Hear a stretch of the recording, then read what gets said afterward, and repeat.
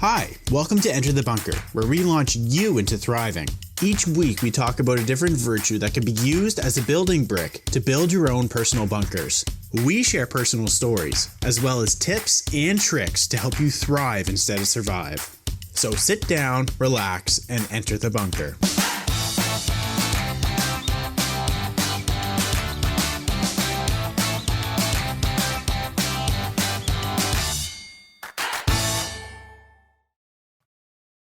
Hello, and welcome to Enter the Bunker's weekly Building Brick Accountability Part 2. I'm Kelly, And I'm Jonathan. and we're going to go over how to be more accountable.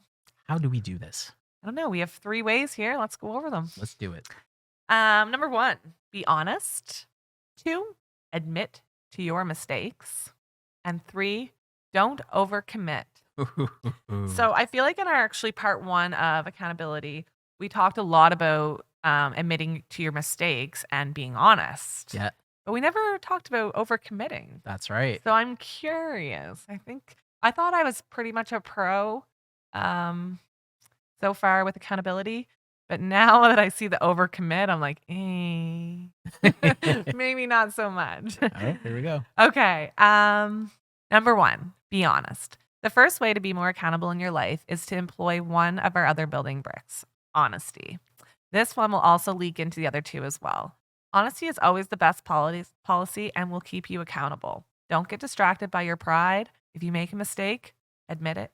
If you need help, ask for it. By being honest and as a result more accountable, you will garner more respect from people. Yes. Yeah. So, being honest, it sounds so simple. Yeah. Honesty is the best policy. But it's hard sometimes. Yeah. So, I mean, I think the part that, and when it comes to being honest, is the idea of not being distracted by pride, Yeah. right? I like how it actually said that. I Yeah, smiled when I was Because reading. oftentimes, and we've seen this, Mhm. where people just are afraid to, for example, ask a question Yeah. just because they're afraid of how they're going to look, Yeah. right? Somebody's and like, they should know that. yeah, and so they judge and they have a them. sense of pride that Mhm. that they should be a professional or something, or they should be whatever it is in terms of their work. Mhm. They should be an expert at it, Yeah. right? And if they don't have the answer, then being able to be somebody who says, "Yeah, I don't know that," then it's like, it's one thing, because then they think in their minds, it's like, "Oh, I should know that." Mhm. And so they stop themselves, and so they stop themselves from being honest, Mhm. and they may just give some kind of BS answer, Yeah. right? Yeah. And so, actually, there's a quote that reminds me of when I said a BS answer, and I started talking about this scenario. Um, I'm trying to remember who said it, but it says something like, "If you can't dazzle them with brilliance, baffle them with bullshit." Yeah. Is basically what it says, Yeah. right? And I'm trying to remember who said that. Oh, I'm sure if anybody's listening to this, then you can look it up. You'll know that that's a quote by somebody from a long time ago, Yeah. who is actually very adept at marketing. So that's how they live their life, I guess. But Yeah. but that's what happens with honesty, and when it comes to like and a lot of people, and that's a classic example of not being accountable. 100%. Right. Yeah. So so don't be it's you have to be brave. You have to have courage. Yes. Another building brick. Yep. To actually be honest in these kind of circumstances. And the more you can do that, the more you're going to be able to actually find the answers. Yeah. Like actually be the person that people know. It's like, okay, he doesn't have all the answers. And that helps people to be able to see those. It's like, okay, yeah, he doesn't have all the answers, but thank goodness he's actually willing to admit he doesn't. Yeah. Because now I can count on the fact that whatever he does answer isn't going to be BS. Yeah. It's actually going to be like a real Legit. answer. It's going to Yeah. be legit. Yeah, Yeah. because he's admitting he doesn't have them all. And I Yeah. think honestly too, like if one person started doing that in a team, Yeah. it might rub off onto other people, and people might notice that people are actually quite helpful and they're not going to shame you, and your pride's not going to go. Yeah. You're actually going to gain. You're going to build that building brick of accountability. Exactly. Yeah. Yeah. Okay, number 2 was admit to your mistakes. No one is perfect. Remember that. So when a mistake is made and it was your responsibility, own up to it. Always passing the blame or trying to have excuses is not accountability. However, admitting to them and acting upon them to fix it is the best form of accountability there is. 100%. Yeah. So again, kind of what we were just saying. I feel Yeah. like, yeah. So, well, it's about admitting mistakes and, understanding nobody's perfect and taking responsibility Mhm. for it. So, yeah, when in our last episode, we talked a lot about taking responsibility Yeah. for mistakes. Yep. And so so in this case, in this how to, admitting your mistakes. So, Do you think it's harder to admit your mistake to yourself or to someone else? it's Or 100% harder for somebody else. yeah. Like, admitting it to yourself, Yeah. I guess it starts there Yeah, it's before you have to admit Yeah. it to yourself before you can admit to somebody. Yeah, it has to start there. Yeah. And some people are challenged with that. Like, Yes. some people are actually challenged with admitting they made a mistake. They They will are. be, once they decide they don't have responsibility for it, it was somebody else's. There's no then- mistake made on their Yeah. from their thoughts. Yeah. And so then once that happens, then they're not gonna. That's when the excuses pour out. Yeah. Right. And Yeah. so I think for this, in order to admit mistakes, you really have to kind of pause and maybe even, yeah, you just have to stop. Mhm. If that's the thought process that's natural to you, like where you're just like, oh, I didn't do it, they did it. If that's what's coming to you, you need to stop that right there. Just kind of take 5 seconds and just be like, can I own this? Right. Just ask yourself the question, how can I own this? I was gonna say, like, what would be the first step? Because some people honestly just probably just go straight to that was my fault. Yep. But like, how would you? Yeah, like take a minute, step back, and be like, was this my fault? Maybe question you, like, what could I have done in this situation? And then if it's a list of things, you're like, oh, this is kind of I do see how I am accountable for this. Maybe Yeah. at this point. Like, Especially somebody who's in a leadership position. yeah.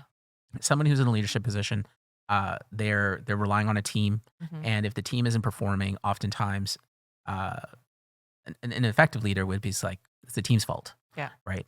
But at the end of the day, it's on the leader Mhm. to actually make sure that the team is performing the way it needs to. And if they can admit that and the mistakes they made, now they can make improvements. But if they're Yes. constantly going, I just have a crappy team, I can't do this with them, Yeah. nothing's going to get done. Nothing's gonna change. Yeah. It's And- probably gonna get worse. and they'll get worse. Yes. Yeah. Yes. Guaranteed. Number 3, don't overcommit. Be realistic about what you can fit into your workload and schedule. Taking on too much will lead to missed deadlines or work that isn't quite up to standards. Be honest with yourself about what you are able to take on. Be honest with people asking things of you about it as well. This form of accountability will help avoid embarrassing lapses in work completion or quality. Only you know what you are able to fit into your life. By being realistic about what you can fit into your life and workload, you will always be able to put your best effort forward and be accountable to the work you've taken on. Totally. Yeah. Yeah. Now, So that's a good one, I guess. I think that's probably where I struggle, I guess, the most is the overcommitment. yeah. I'm a overcommitter. So as we were going through this, I was actually reminded of a saying. It's actually it relates to sales more than has to do with accountability, but it's all about perception. Mm-hmm. Under promise, over deliver. Yes. So Yeah. it's a very common axiom. Yep. It's actually not just in sales; it's in everything. Everything. Like if you are going to promise something, make sure that it is well below the threshold, and then just over deliver on whatever it's going to be. Because every time you do that, then you're a superstar, right? Yeah. Because like people have their expectations here, and then you don't just go there, you go here, Mm-hmm. and then suddenly you're just like, wow, you did so much more, than was expected. Yeah. And so it's all about perception, right? Versus just like delivering something that's half crapped or like Yeah. Well, in terms of accountability, Yeah. it's just like, so if people have an expectation of a certain thing and you're accountable to that, Yeah. well, it better be something that you meet. Yeah. Right? It better be something that you're actually going to be able to do. So like Yeah. if somebody says, yeah, I'll get it done today, right? Then it better be that you actually do get that done that day. Mm-hmm. And so if you can be mindful of like, if let's say that it's something that is going to take 2 days Yeah. to get done, then I'll say, yeah, I'll have it to you by the end of the week. Right. Right. Because you're Because I'm under promising, under committing, under promise. over And delivering. then when I deliver it on the second day, Yeah. then they'd be like, wow, I wasn't expecting this till the end of the week. And it's amazing. Yeah. And it's like, wow, you're a superstar. Yeah. So Okay. I really personally need to work on that step of. oh yeah. Yeah. Oh, I'm terrible at this. Yeah. Like me too. being accountable. You're like, saying all this, my eyes are just going. Like, I actually do this stuff it's easy every day. It's easy to comprehend this. Like it's easy to talk about this. It's easy to know like this is what you're supposed to do. Yeah. But to actually put it into practice is really difficult. Because the truth is that when We want to please people. you want to please people, but and right now we're talking about how to do that. Yeah. But at the same time, let's say that I gave the example where I said, something I can get done in 2 days. Yeah. I'll say in a week. Well, what if the other person is actually thinking that the expectation is that they should be able to do it in a day? You know what I mean? Right. So now it's not just what can actually be done, but the expectations the other person has already right. 'Cause they before have some before you actually set out to do something, Yeah. right? So like take for example, I'll just use the same example I'm using. Yeah. So that's where it gets really difficult because now you want to say, I'll get it to you in a week, but that other person's thinking, yeah, it should only take a day. So why are they saying a week? Right. Gee, they sound like they're really like, they're trying to drag things Yeah. out. They're just not wanting to be accountable. Yeah. Whoa. It's like now you just backfired the whole thing, right? Right. So then you and it's almost like you don't necessarily know that that's what they're You have thinking, no clue, but you can think that they're thinking that. or there could already be that you think that they have this preconception that this is something that could just be done yesterday, Yeah. So I can understand where the opportunity to be able to underpromise and overdeliver is difficult to do in practice when you know that there's a perception that, well, this is just something that could be done quickly, Right. but it's not. Yeah. Right. So Yeah. then when the expectation is like, well, we can have this delivered, like when we say, well, we can get this delivered in 6 months, and they're like, yeah, it should be done 2 weeks. Yeah. What do you do? Right. I guess maybe you could ask them when they want it by before you make your promise. Yeah. But this comes back to people's perception of understanding Yes, how things get right, done. yeah, Right. yeah. Like when you take your car to a shop, for example, you know nothing about fixing cars, I assume. No. Right. So if you take it to the shop and they say, well, we'll get it to you in 2 days, do you say, no, you can get it done in an hour?